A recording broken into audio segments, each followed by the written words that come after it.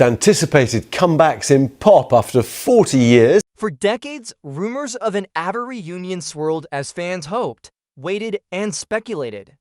The band, however, consistently turned down offers, some of them astronomical, including a jaw-dropping $1 billion deal in 2000 to reunite for a world tour. Despite all the anticipation, Abba remained firm in their silence, shutting the door on any comeback.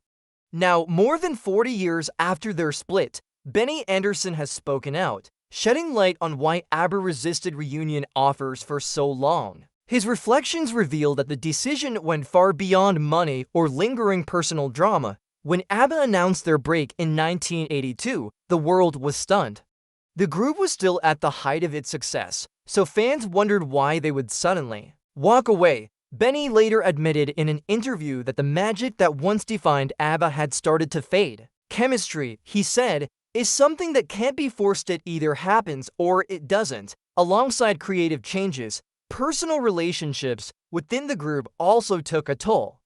The divorces of Björn and Agnetha in 1979 and Benny and Nifrid in 1981 added a strain that, while manageable professionally, inevitably changed the dynamic. Björn himself confirmed that while they could still work together, the closeness they once shared simply wasn't there anymore. On top of that, both Benny and Björn, who were the group's main songwriters, were feeling the pressure of Abba's global fame. After years of constant recording and touring, the work no longer felt joyful.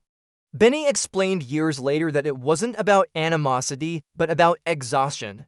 The spark had dimmed, and rather than continue half-heartedly, they decided to walk away while their legacy remained intact. Almost immediately, the two men shifted into new creative ventures like musicals, including the acclaimed Chess, while Agnetha and Nifrid moved toward more private lives. For Agnetha, the retreat was especially personal. Tired of fame and weighed down by her fear of flying, she chose family life in Sweden over the demands of stardom. Nifrid eventually settled in Switzerland, enjoying a quieter existence and focusing on selective projects. Over the years, this natural separation deepened. There was no bitterness, but there also wasn't a shared vision anymore. Agnetha and Nifrid no longer sought the spotlight, while Benny and Björn were fully engaged in new artistic directions. Offers of reunions kept pouring in, none more tempting than the $1 billion proposal, but the group refused every single one. Benny explained their decision clearly. If they had reunited for money, it would have betrayed their integrity and cheapened everything Abba once stood for. Björn echoed the same sentiment, saying they could never face fans if the only motivation was financial. Another factor in Abba's long silence was emotional.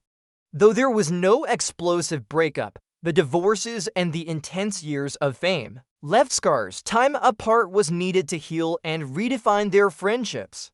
Nifrid once said that she needed space to reflect after the whirlwind of success, while Benny admitted that working so closely had left cracks that only years could mend. Slowly, over decades, they rebuilt their relationships not as bandmates, but as friends. Only then, with that foundation restored, did the idea of making music together begin to feel possible again. The eventual push for a reunion came from an unexpected place: technology. The concept of creating a digital concert featuring younger, virtual versions of themselves offered a path back that didn't require a grueling tour or the pressure of reliving the past.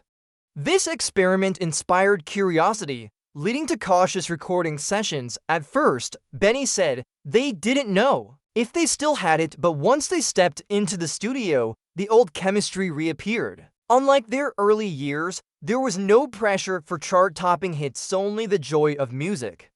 That joy gave birth to Voyage in 2021, their first new album in for decades, and the virtual concert project that brought their music to a new generation. For fans, Voyage wasn't just about nostalgia, it was proof that Abba's spark had never truly disappeared. And for the band, it was a rediscovery, fueled not by pressure or money, but by genuine creativity and friendship.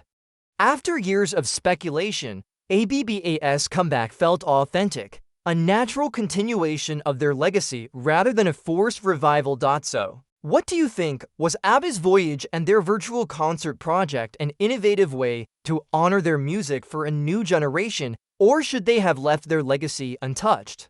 Let us know your thoughts in the comments.